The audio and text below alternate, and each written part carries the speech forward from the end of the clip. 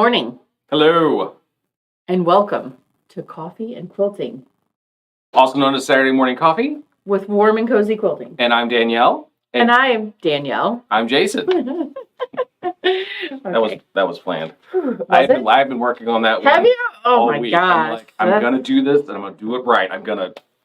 Before you can say it. Yeah. I planned it out. I'm so proud of myself. That was silly. Small victories, guys. Small victories. We take them where we can. Right. Oh, Lord.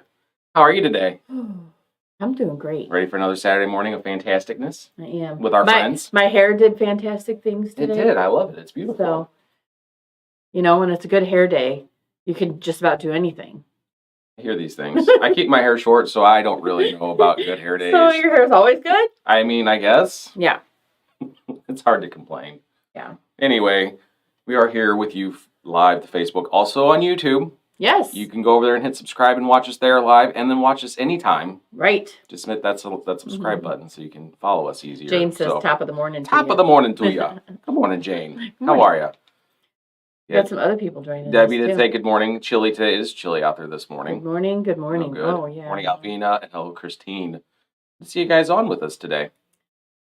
Not a giant crowd out there, but that's okay. As you guys pop on, you say hi. Yeah. That's all right. I'm not mad about it. We got a lot to talk about today, really. Ooh, jumping on, people. Jumping on. Slide this over. Yeah, I'm going to do that. Thanks. I got you. We're good. Right. Professional.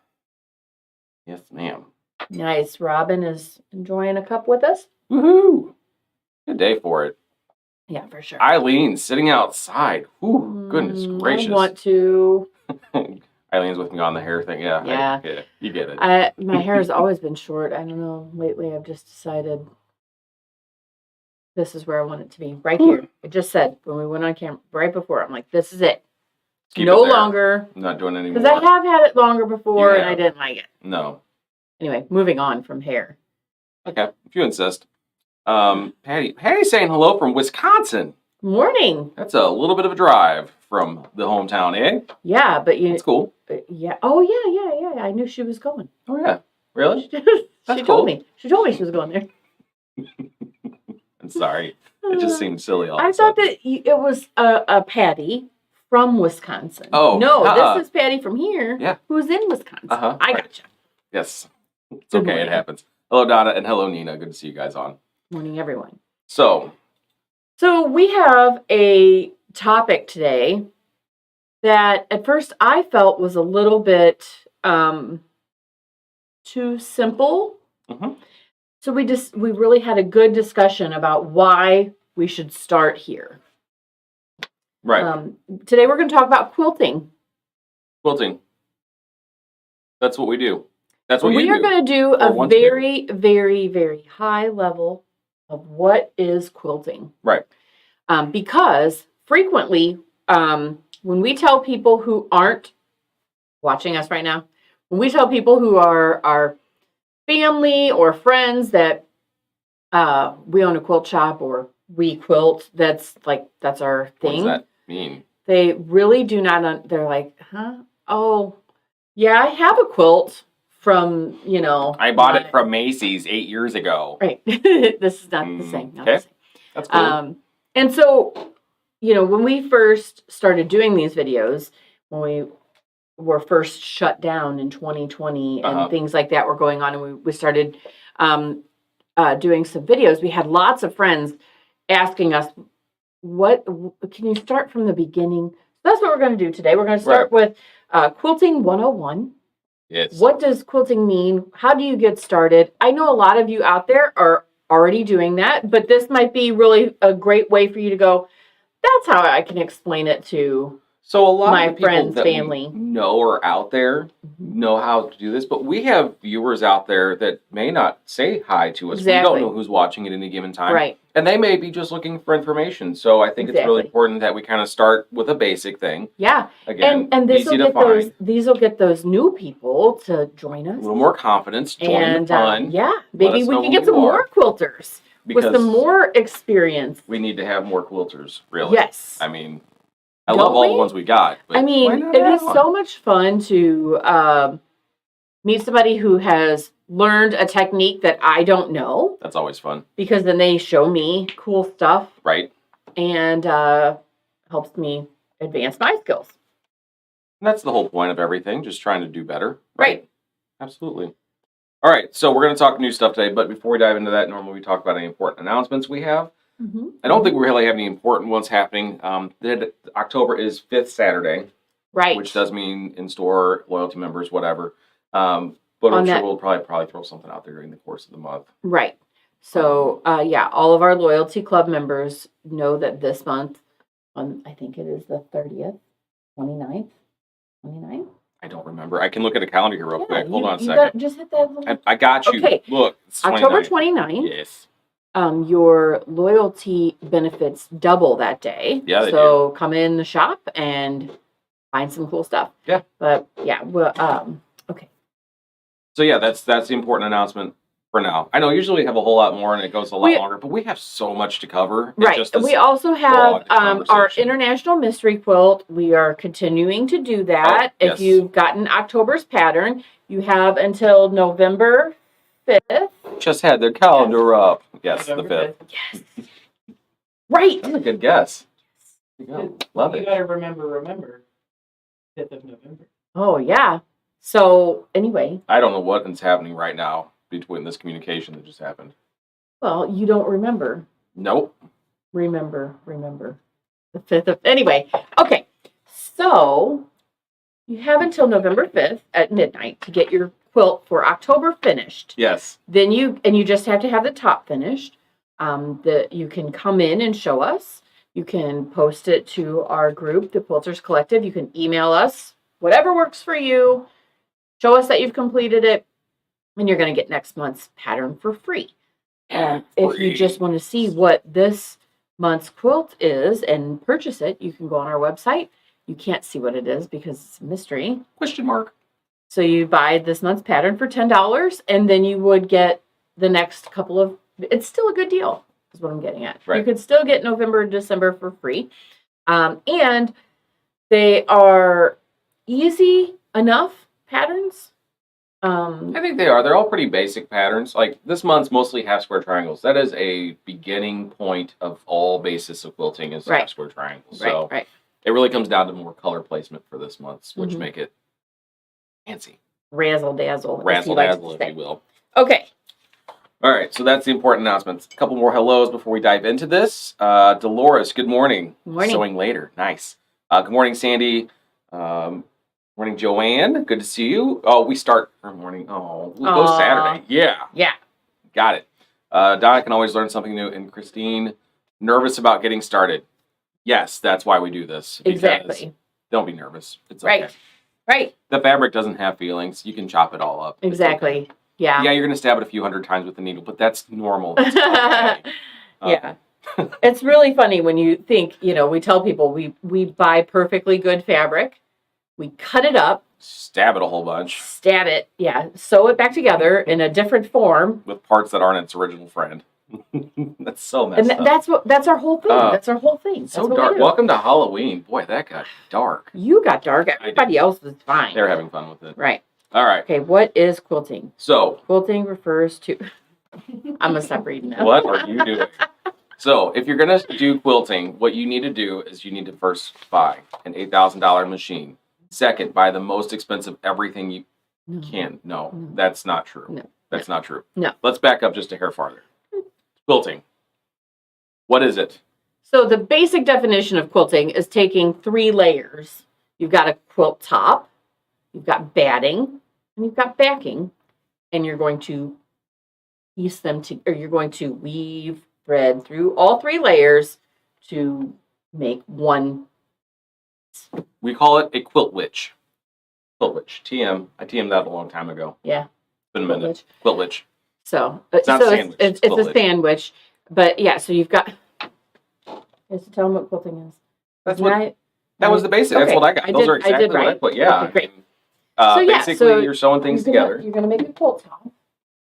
Oh, look at you with the fancy quilt top already. Yeah. So you made that quick. Yeah, I went over there and made a quilt. Way to set standards. That's the top, and you've got I've still got seams on the other side. This has not been sandwiched together with batting and backing yet. Right. It still needs a border. Then I'll be happy to Right. quilt it. And then we're gonna put it all together. So you can quilt a few different ways. We can, but let's not dive into that just yet. Okay. Because that's like so much to it. Well, I'm just saying you're putting the 3 layers together, and then I'm like, I should tell them how to put the 3 layers together. But we got to figure out how to make that top. We got to get through the top first. We got to. There's a lot to that. What kind of things should I have to make that happen? All those things. So modern day, we're very used to quilt tops being pieced. Mm-hmm. Now, back in the forever ago days, quilts were more commonly actually more just whole cloths. Okay. Or they would use the quilting method of sewing 3 layers together to make clothing, just in general. So it then progressed into quilting as we know it over the course of years. Patchwork quilts, those are the most basic of quilts, where you have a block of fabric and a block of fabric, and you just stick it all together, and then you quilt that together. Around 1770-ish is when that started becoming popular in America. Okay. Again, and we've talked about all kinds of blocks and the age and histories on them. So 1700s, late 1700s into the 1800s is kind of when a lot of those original block styles started coming to, commonplace. So, but when it comes to making your quilt top, there are a couple things that people can do to embellish those. You will hear the word applique, which I'm not going to talk a whole lot about today, but that's what is applique, because I'm not great at Okay, so applique. I watched an entire video this morning on scrappy applique, and I generally don't like applique, and I can't wait to make an applique project now. Really? Yeah. Okay. What is applique? Let them know, because I don't get it. You are taking fabric and you're laying it on top of another piece of fabric, and you're sewing around it, rather than piecing something in. You're not having 2 seams. It's laying on top of rather than being pieced. So if I want something that looks like an actual flower, I'm not going to piece that into my quilt. I'm just going to applique or stick that to the top of a piece of fabric. Right. So you're using some kind of fusible, then you're, stitching that down so that it stays, and all that kind of stuff. So there's different things like needle turned applique, where it's not going to be, where it's actually going to be turned in, and you're not going to see. That word was way bigger than I was reading today. Okay, so because there's raw edge applique, there's needle turn applique, so we could spend forever talking about applique. Let's don't. Just letting you know. Just be aware of what you're looking at out there. Applique is a thing in quilting. And embroidery. Yeah. Now, embroidery, people will do the cross stitch blocks, which is a hand embroider. Right. And then they'll piece that with other blocks to make a quilt out of it. Absolutely. There are sheets, though, that you can get of hand or cross stitch embroidery, and that after you're done, you can just quilt that as is. Right. Sometimes they're blocks, sometimes they're full panels. Right. So you can also just take this, and let's say I wanted to embroider a label down that I'm going to put in the corner, put my name and the year. I could hand stitch that. There are embroidery machines that you can use to stitch out those kind of things, like make a label. There are even sewing machines that have at least some, because they do decorative stitches, and they'll have some alphabet in there, so you can make do something small. Small things even with your regular sewing machine. So not all, but some. Right. So that's embroidery in a nutshell. These are the 2 main things I wanted to point out in the quilting world, especially if you're new and you're getting started and you see really cool things and you're like, oh my gosh, that's intimidating. I don't know how I'm going to ever do that. Just be aware that applique is there, and so is embroidery, and those 2 things together can make some really cool effects on a quilt. We're not going to talk about them much more than we just did, because it's so much. Right. Everything that we are talking about today could be a whole segment all to itself. Absolutely. There's just so much to all of this. This is very much, again, gloss over. If you have questions, don't feel afraid or concerned about asking in the comments as we go through this, because that's how we all learn. So if we talk about anything, just throw it out there. Let us know. All right. I'm aggravated with my chair. Can I just move it? No. Well, I keep adjusting myself, and I'm like, dang it. Anyway. You're losing to that chair today. I'm going to bring it to everyone's attention, and now it's over. Are you good now? Yeah, I'm great. Okay, good. All right, that works. So, when it comes to information we got, the basics of it are you're taking perfectly good fabric, chopping it up, putting it back together for a project. How do you get started with that? I guess you need some essential tools to get started. Exactly. So you need some tools. You need the important part before we go into any farther. More of a disclaimer. It's a Jason disclaimer. This is a Jason disclaimer. Go ahead. I'm going to say it the way I wrote it, and it's going to be harsh. Please don't take offense to this. Just know that with all things in quilting, it's no different. You get what you pay for. Right. So there are no hobbies in the world that I know of that are cheap, right? They all have some expense. Bone collector. I don't. Gosh. Maybe. Fine. I'm done. Now you get to do the rest of it by yourself. Anyway, okay. So, but if you think about this, if you've decided, hey, I went fishing once and that was fun. Mm-hmm. I want to start doing that, and I don't want to borrow somebody else's stuff anymore. I want to use my own stuff, so I'm going to go buy new things. If you go and buy a 25, I don't know how much we're going to make numbers up. It's okay. I don't know how much any of these things cost. But if you buy a $25 rod and reel, you might catch a fish. Absolutely. And you might not. And if you have very little success from that, because you've, gone with the least expensive, because I don't really know if I like this and I want to just give it a shot. But you buy that $25 rod and you don't actually catch anything, then you think, I'm bad at this. It must be me. But sometimes you just have to have the right tools. Now, there apparently are, you can buy a rod and reel that's like a lot more than that, like $1,000, thousands of dollars. Okay. But absolutely. But so you don't have to go to that extreme, right? But maybe get some. This is a time to go to an expert, if you will. Go to a actual sporting goods store. Talk to a guy or gal, whoever's working there, that it can help you and say, I'm new to this, but I want to get something good. I want to stay, in this kind of price range. Right. Is that even feasible? Like, can I get a good one for less than, $100, or am I looking more in the $200, whatever? I have no idea. Give yourself the best chance at getting started that you can, reasonably speaking. Again, you don't have to go all in thousands of dollars to start off. That's crazy. Because seriously, we have machines that are $8,000. Yeah. And we have machines we have long arms that are $20,000. I mean, we have machines that are $200. Mm-hmm. We have, and everything in between. So there are different levels. And I feel like sometimes we start at this level, and sometimes you really love this and you outgrow that machine pretty quickly. It can, real quick. And then you want the next level. Like, what is the next thing? How can I saw this tutorial and they did this thing and I can't do that with my machine. Now I'm trading it in or doing something, selling it to a friend so I can get a new one, that kind of thing. Anyway, you need a sewing machine. That was the gist of all that. Invest. If you're going to do it right. But again, you don't have to go crazy overboard. Just know if you buy super cheap, yeah. And also, again, of course, we're telling you that get the best that you can. You can go to a big box store and get a cheap machine, but you don't have the service or like somebody to answer questions for you. So if you're like, and most of you guys out there are pretty smart and you can figure out how to make the things work.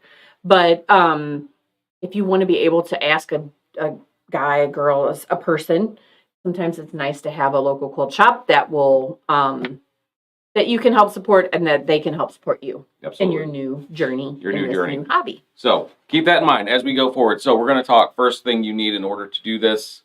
I guess you don't need, but a really good starting point is a sewing machine. Right. You could start hand sewing, but I know nothing about hand sewing, so I'm not even going to talk about it. My friend Wendy is hand sewing a log cabin quilt. Dear Lord. Mm-hmm. I mean, if you want to go back to the good old days. And she loves handwork, so, I say more power. Some people are okay with that. I don't get it. Anyway. Hand piecing, that's great. You want a sewing machine. Yeah. Okay? It doesn't have to have all the bells and whistles. It doesn't have to have thousands of different stitches on it. No. You need to be able to put thread through it, through a needle, through your fabric. This is the goal. Right. That's what you need. So you need a sewing machine. Right. what do we have here? Oh, that's right. I lost track of my comments and my notes. The big important thing when it comes to your machine is you want to keep it cleaned regularly. Okay. You may have pulled grandma's old machine out of the closet and you're going to try to use it. Let's see and hope it works all right. It may not have ever been serviced. It might not be a terrible idea to see if there's a service person around that you can take it to for a good cleaning. Right. Maybe a good once over prior to. Also, while you're using it, you want to make sure that you get under your needle plate if you can and clean out any lint buildups in there because those are pretty fuzzy at times. Also, there are things internally, gears and things that need to have like grease on them.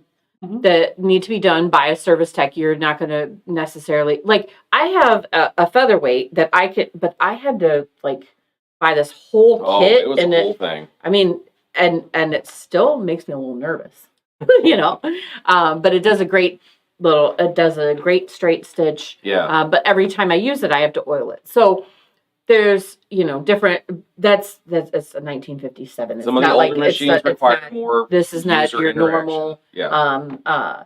If you're buying a machine now, you don't have to oil it every time you use it. You need to take it in to have it serviced maybe once a year. If you're not using it a lot, you could go once every other year if it's something you're not using. And yeah, there's cleaning for that stuff. So absolutely. So that's your sewing machine. Make sure you get yourself one of those guys. On top of that, you're going to need some notion-y things. What do I mean by notions? Those are the little tools that we use. Your scissors, your rotary cutters, mats, you know, a tape measure, an iron. An iron. So I have a list of super important items to have, and I'm going to make sure I covered all of them. So, scissors, tape measure, pins and clips. Oh, I didn't bring pins and clips in. My daughter has walked in with donuts. Goodness gracious. Why? Why are we doing this right now? I don't know. I don't want it right now. I'll get it later. Thank you. I was going to surprise you on camera and everything. It was going to be great. Oh, it's okay, guys. My whole surprise. Thank you.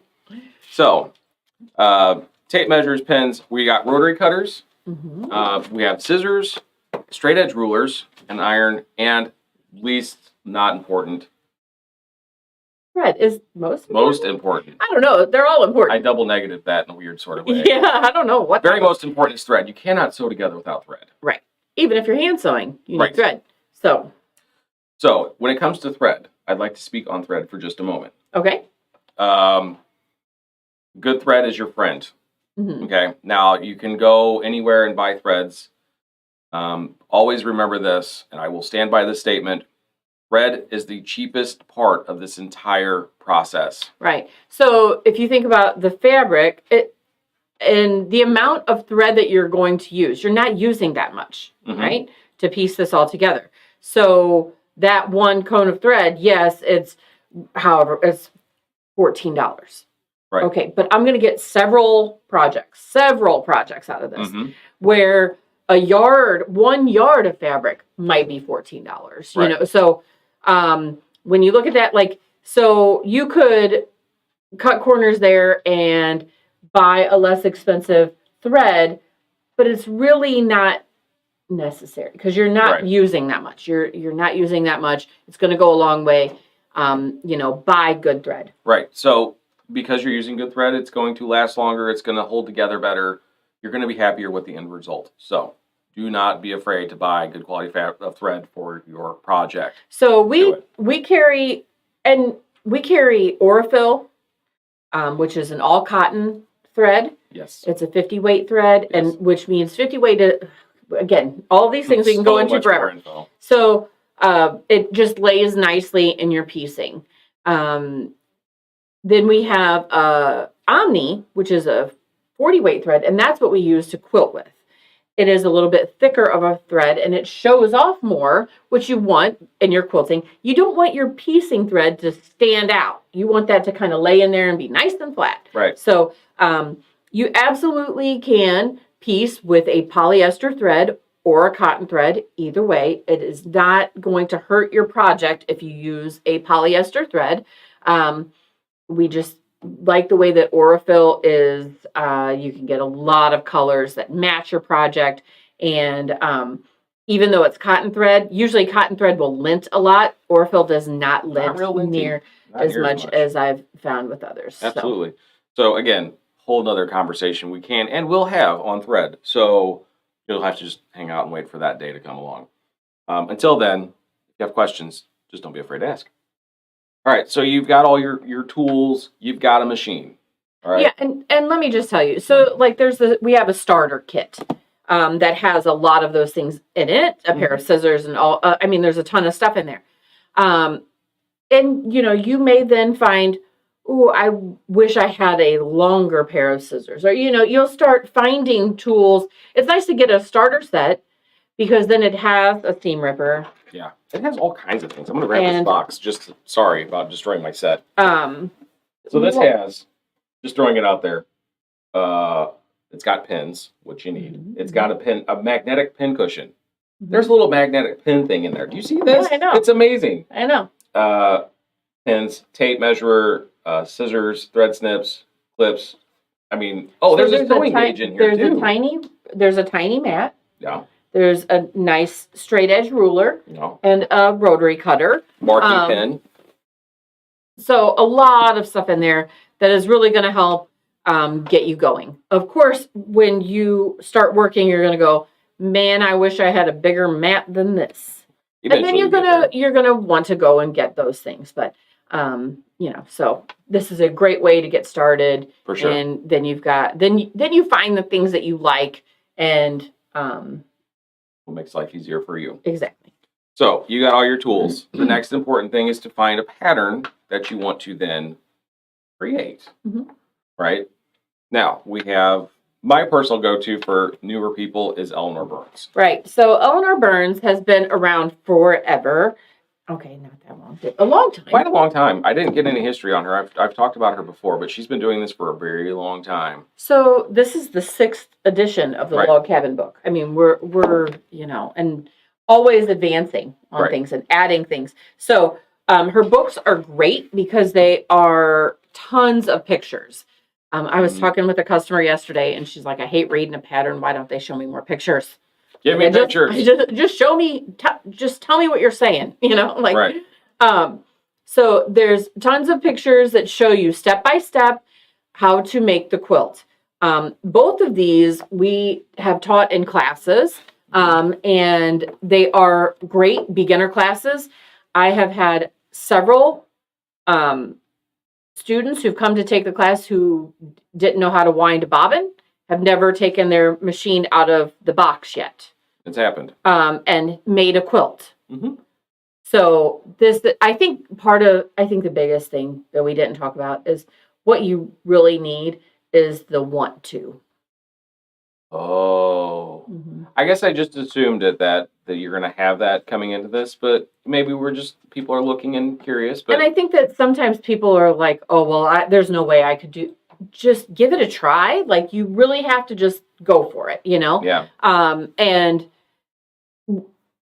because really, this is not that difficult. You're not going to start with something super complicated.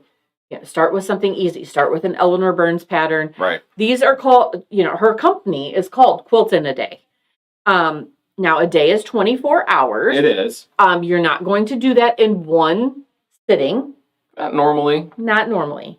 I don't know how you would do that. Yeah, that's true. You're stuck in the house. You're going absolutely nowhere. Right. Possibly, yes. But frequently we're doing, like we'll have a class that's 6 or 8 hours or whatever, and we get quite a bit done in that amount of time. And, another day, another time of that, and 2 more, and you're in good shape. So Quilt in a Day is, the name of her company, but it's also what she, really wants people to be able to do is get something that you feel accomplished on. Because if you're working on a quilt and you're not getting very far very quickly, you may not get that sense of accomplishment. Right, sense of accomplishment, and really feel like this is for me. I love this. Look at what I've done. Look at what I've done. Instead, you might feel like, oh my gosh, am I going to get there? Right. Absolutely. Pick something that's a little bit easy. If you're not close to us, you go to your local quilt shop and ask them, what do they recommend? You are just starting out. I don't want something that's too difficult. Another thing that's good about books is they're showing you many examples of lots of different colorways so that you can look past just the one that's on the cover.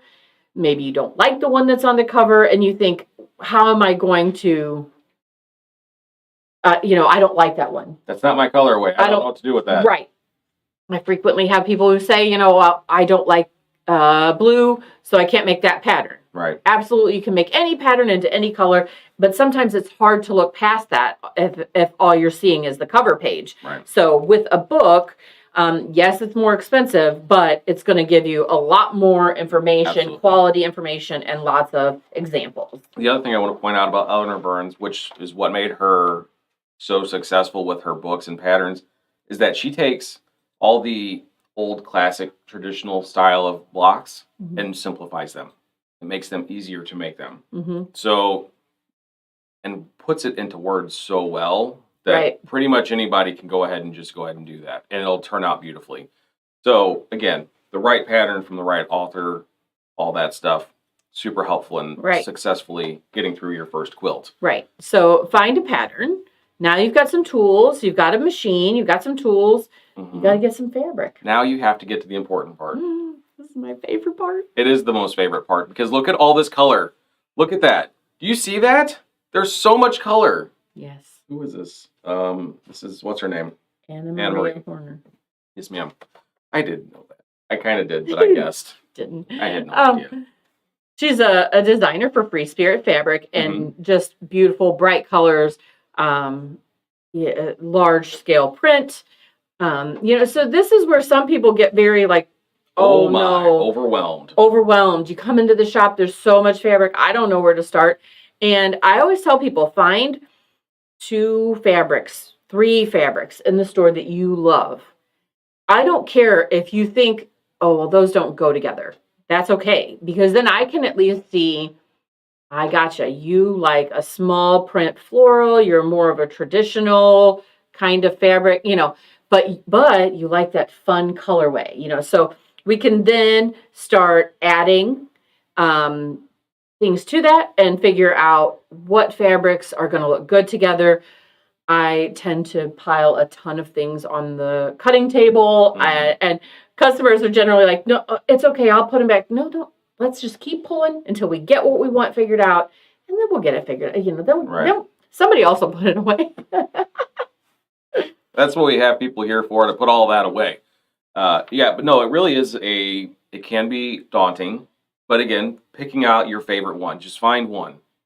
That I tell people to find one. That's a good starting point. Right, Having exactly. a couple really helps us to aim you in a better direction. Right. But at least find one that speaks to you, that gives colorway for you to start with. Because if you have a green, then we can find some complementary colors that go well with that, and then you can build from there. If you really just can't, like it doesn't make sense to you, there are usually pre-cut bundles available, which are also a wonderful way to start. So with pre-cuts, you could have like 2.5-inch strip rolls. You could have 10-inch squares. You can have fat quarters. And sometimes there's a fat quarter bundle. So this feels very safe because every one of them was made to go together.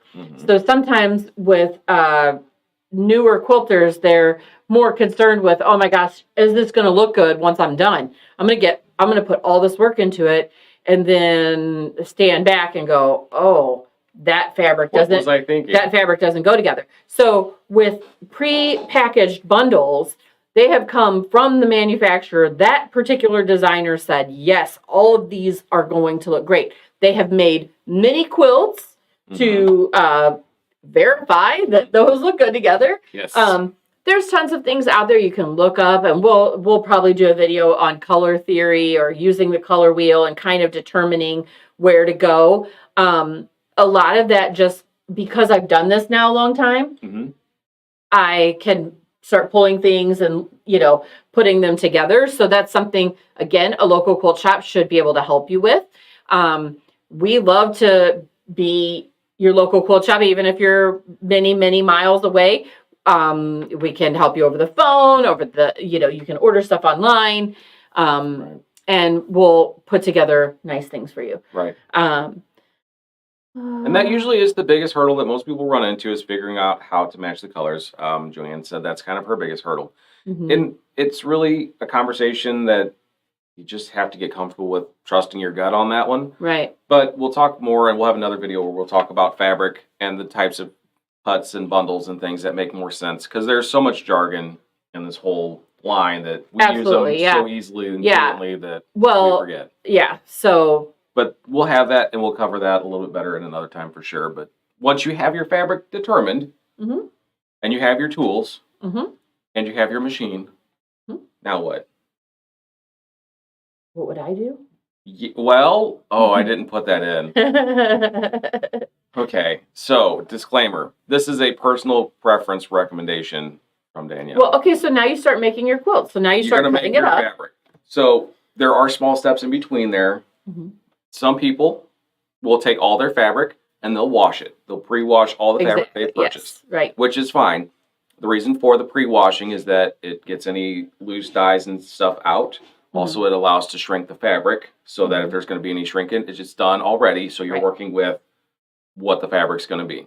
Absolutely. So this was a lot more necessary years ago when fabric was not. Fabric has come a long way, is what I'm getting at. So, and if you're buying fabric from your local quilt shop that is a good quality fabric, the companies have put a lot of time and effort into making sure that it's got shrink guard, and it's not going to shrink as much. That the dyes are not going to run. We have done tons of quilts for Quilts of Valor, which are red, white, and blue. And this makes everyone really nervous, right? And then we would launder them. Someone in the group would take it and launder it before it would get given to the recipient. And very rarely do we ever have anything bleed. Right. We use a product called color catchers, which is just like, it looks like a dryer sheet. It goes in your washing machine, and any dyes that do get suspended in the water, it catches before it throws it onto the white. Usually this is plenty, not a big deal. But we still have a lot of customers out there who are like, I pre-wash, that's what I do. I do not wash anything. I don't pre-wash anything. The companies have put in the shrink and the color resistance.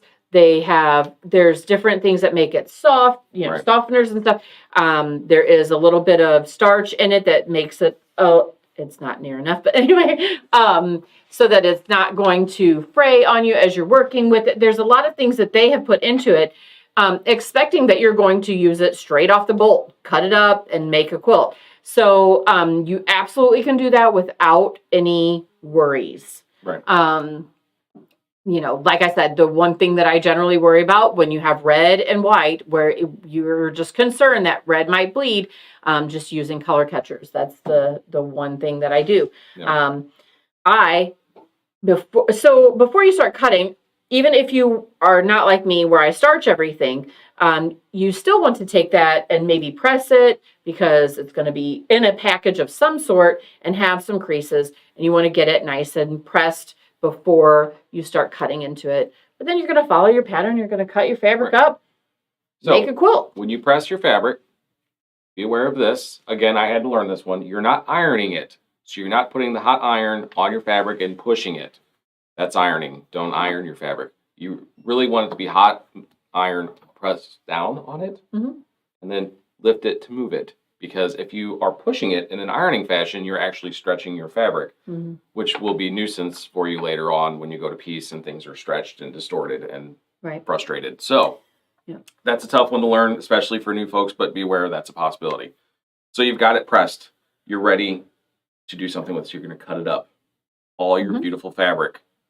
Yeah, and I will tell you that generally when I have brand new off the bolt fabric, and if I was just going to press it before I start using it, I usually would use steam. I don't use steam when I have pieced together small pieces. But if I have a new piece of fabric and it's got a big fat crease in it, I might hit that with the steam. And yes, I might pull it a little bit just so that I can get those creases out, because this is the time that you can really take and be a little bit more aggressive with your fabric. You can't, so I do spray mine with starch, and then I press it out so that it is nice and flat, like crisp. It's almost like piecing together with paper, because I don't want things to shift and move. I'm really a perfectionist, and I want to keep getting better with this. And so I use every tool that I have, and the big one for me is starch. So I make sure that everything is starched and ready to go. Then once you have blocks, you really do not want to iron. You really don't want to use a lot of steam. If you do, it's just right to it one time. That's it. Hold it down, get it nice and hot so that those lay flat. If you start moving that iron and you have anything on the bias, you are now going to misshape that block. Don't do that. Don't misshape your block. I also feel like sometimes then from that particular statement, somebody might go, "Oh my gosh, this is way too much for me. Like I'm going to mess it up." I was afraid of that little conversation there being a lot. It's a lot of information. Right. And there's so many. You're okay. You'll do just fine. The Don't bother with Burns books, very, very forgiving patterns. There are times if you are making 1.5-inch squares, half square triangles. Now we've got triangles involved, and you need that seam allowance, which we're going to talk about in a second, to be perfect. You need everything to, so don't start with that. That should not be your very first quilt has 400 half square triangles in it. Start with something that both use 2.5-inch strips. You're using it, or no, this one uses 4-inch strips. 4-inch strips, yeah. And 2.5-inch strips. And you're using it, half the width of fabric. I mean, it goes together easy and is not going to be that serious if you are not used to your machine yet, and your 1/4 inch is sometimes a little bit less and sometimes a little bit more. Happens. Nobody's judging. So you got already, you've read through your pattern, you know what you're going to be doing, you know what's next. Again, always read through your pattern so you know what you're going to be doing. Then you're going to chop things up. Right. According to the pattern, using your ruler that you've got or whatever you need. Cut it up, and you're going to sew it all back together. When you go to sew things back together, the important thing to remember here is that most quilts are simply blocks that are all the same size. You want them all to be the same size so that as you put them together, things line up and make your life simple. If you have a block that's this big and then a block that's this big, it's not going to go well. Right. If they're supposed to be the same. Right. Even if it's just, let's just say, a slight difference. He was giving you an exaggerated. That was exaggerated, difference. But yes. But if you have, your blocks were supposed to be 14 inches, and you've got 4 of them that are 14.5, and 4 of them that are 14, and 4 of them that didn't even make it quite to 14.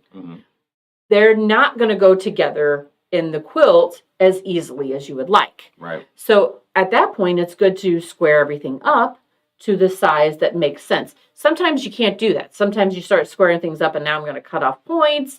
So, there's a lot more in it that, that can just make it a little bit fussy. So I'm going to back up just a smidge. I think I jumped the shark a hair on that one. So there's two things that you're going to look for in your pattern. You have your unfinished block size, which means I got you. I've got this block. It's supposed to be unfinished at 14.5 inches, which means when I sew that to its surrounding blocks, what you're going to visibly see is the finished block size, which is 14 inches. Right. So that you want to watch that in your pattern and make sure that your cut size and your finished size, know that those are 2 different things. Yes. They are adding a 1/2 inch because each side you're going to lose a 1/4 inch. Because we're going to use a 1/4 inch seam to sew everything together. Right, which is easy math. I'm so glad that that they're not doing 3/8 or something. Right. 5/8 or something goofy. Now, not to say that 1/4 inch seam doesn't get wordy with scant or full, or we're just going to stick with a 1/4 inch seam. This is the easiest way to go to start off with. Don't worry about those things. Right. But with that, once you start piecing your block together and it tells you your block needs to finish at 14.5 inches, and like you were saying, you're going to have 4 that are 14.5. You're going to have 2 that are 14, and you're going to have one that somehow managed to make it to 13.75. Right. Oh no. And you start looking, then it's, what did I do wrong? And sometimes people will get very frustrated. Don't. But you can easily go, oh, that last one that I pieced on, that last little strip, I guess I was looking at the wrong part of the 1/4 inch. That's a little bit big. I can take that off, put it back on. No big deal. Now they're all the right size. Everybody's happy. Or it could be an easy fix of, I can square all these up to 14 and move on with my day. So how do I know that I'm sewing a 1/4 inch on my sewing machine? Like, what guides are there that I can use while I'm doing this? Are there feet that I should have on specifically? Yeah. So most machines have a 1/4 inch foot available. Some come with the machine. Some do not. Sometimes you have to buy it, separately. But I have told people before that the 1/4 inch foot is lying to you. Let's not muddy that water. It's not right. You want to put that 1/4 inch foot on, and then the problem is that you want to come up next to it, not push the fabric into it. So sometimes just that little bit of difference can cause you to now be sewing a few threads too much, and when you open it up, you're not getting that full piece that you wanted. So it is a guide, and there are, should I tell them all the how to, okay. You're going to take 2.5 inch strips, sew them together. When you open that up, 2.5 would be 5 minus 1/2 is 4.5. So that piece should measure at 4.5.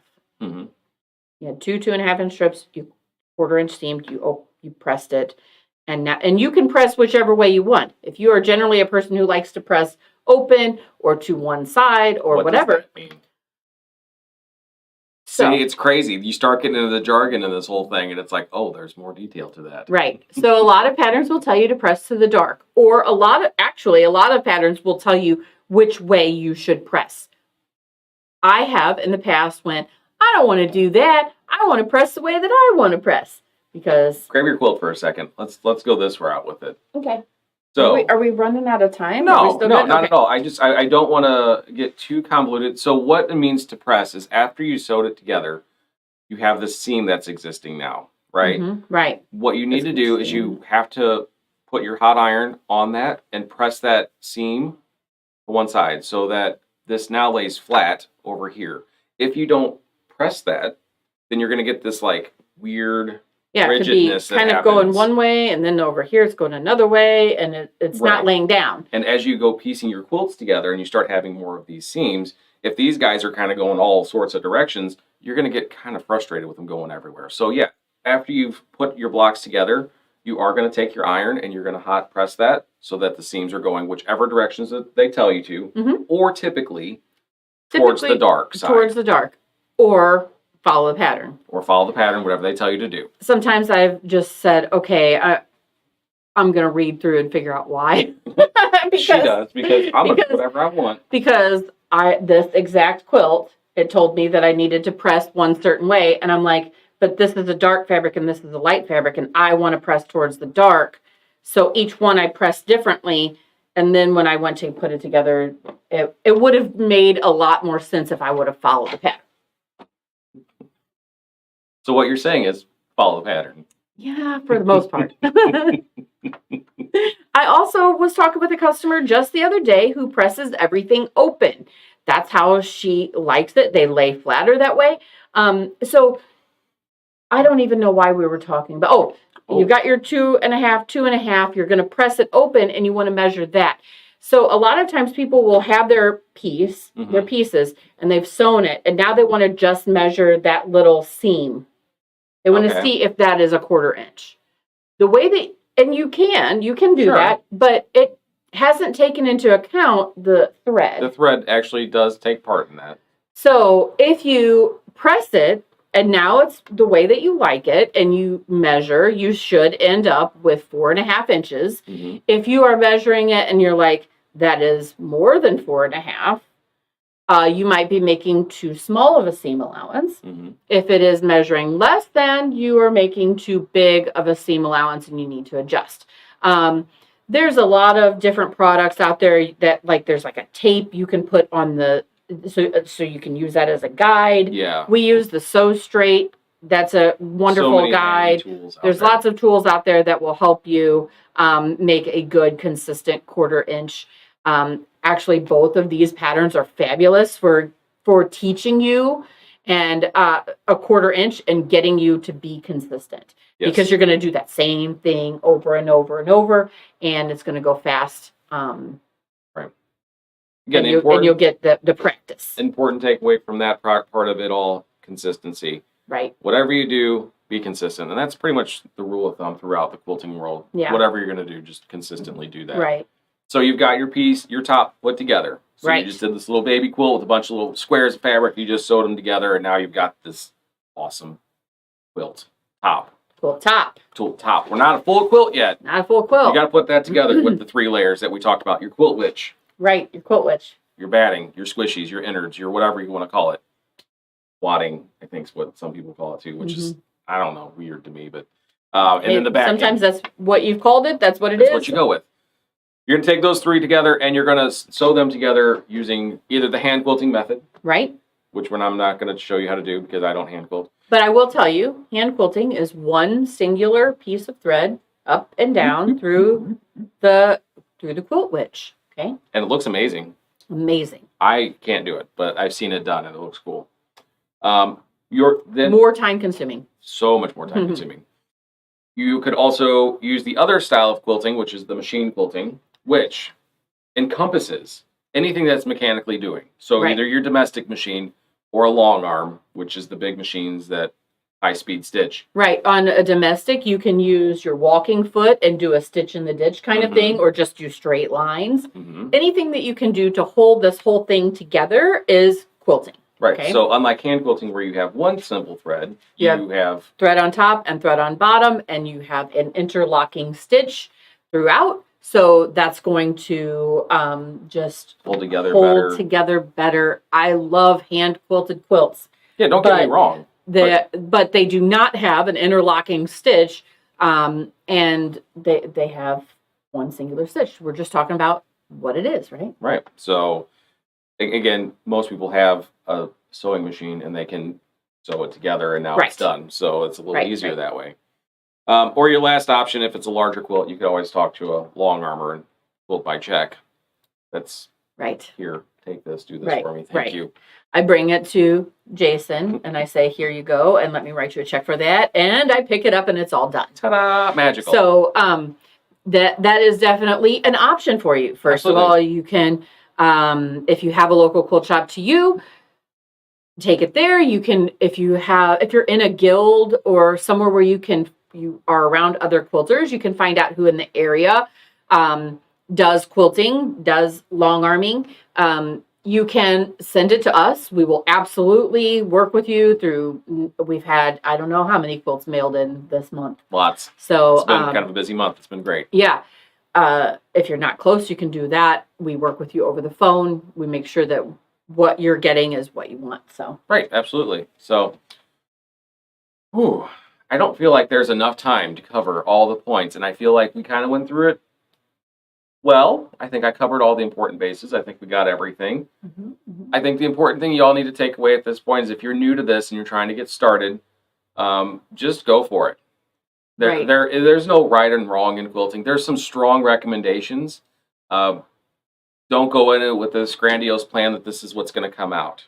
This is not going to be your first quilt. It's not going to end this well. This is a lot of starch, a lot of piecing and practice. All that happens. You will get there. right. So go through it. Just make it happen. Don't be ashamed of it. If you bring a quilt into me that's the first one you've ever did, I can assure you my response is not, oh Lord. Is yes, awesome. And that is the expected love response. it. You know, And that is a genuine thing because I like to see people try and accomplish something and then feel good that they did something. So and you know, my other recommendation is that you then ask your long armor or your friend, ask somebody who's nice. Like, what could I do better next time? Because that's what I do. I'm constantly, I'm like, what? Find someone nice. Find someone like nice. me. But because I've heard some horror stories of people who took something to a long armor and they were like, oh no, that doesn't even lay flat. I'm not going to quilt it. And I'm like, what is wrong with these people? There are things that they've run into in their course of their long arming career that has made it a no thanks, because the end result then reflects on them as well. And I get it. A tough spot to be in as a long armor. Right. It's fair. But at the same time, I love when someone brings in their first quilt and they're like, don't look at it. And I'm like, no, let's, looks great. It is amazing. I'm excited for them about their work. And I really love it when they say, well, what else do you think what could I have done different? Or how can I learn from this and make the next one even better? Yes. So, and because I'm not going to tear you apart, I'm going to tell you, okay, sometimes your 1/4 inch was not exactly, so maybe get a 1/4 inch foot. Like that, that's it. I'm going to help you with things that I think that would be general things that could help you, benefit you. Absolutely. Make your next project even better. All about growing here, folks. So, all right. I think that's pretty much the everything.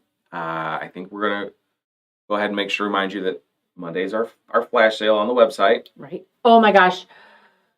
We forgot to do something. Happy birthday. No. No? Oh. Earlier this week, we went and spoke at my goodness. Yes. a wonderful group of ladies that are not close to us. And gentlemen that are not close to us. They are an hour and a half away-ish. Mount Vernon. And Cedarhurst Art Center. Center for the Arts. Center for the Arts. Okay. I'm like, how am I not remembering exactly the right words? Anyway. Doesn't matter. It was awesome. Good. First of all, they have a beautiful facility. Right now, they're having a quilt show. That tomorrow there's going to be a bed turning and a lot of stuff. So, Mount Vernon's not that far. An hour and a half is not, that far. So if you don't have plans, go to Mount Vernon tomorrow. Yeah, that was a good time. Going out there, talking to those folks, talking to them about the stripology rulers and all that. So first of all, frequently, I think that I have not been doing this that long, so everyone must know more than me. Like this is I go into things that way. And that's not always the case. I had one customer friend who reached out and asked if I would do this. And I said, sure. And I said, well, what if I talked about stripology? Does everyone already have that ruler and know, they don't really need me to talk about that. And she asked the group and like one person had heard of it. No one else. Yeah. So it was an amazing time. We had a wonderful experience there. And just getting to get out and talk to people was a lot of fun. Yeah, for sure. We did stop at a coffee shop on the way. Yeah, that happened because that's fun to do. So, all right. Flash sale Monday. Flash sale Monday. Wednesday we'll be back here on Facebook at 7. Oh, so no. 6.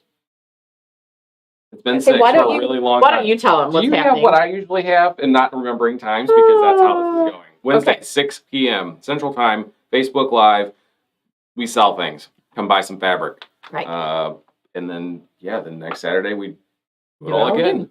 So, aside from that, I don't think I've got much else to add to this. Again, you have questions, call, come in, send us an email. We will more than willingly try to help you as much as we can. So, anyway, with that, I've had enough fun. You good? I'm good. You good?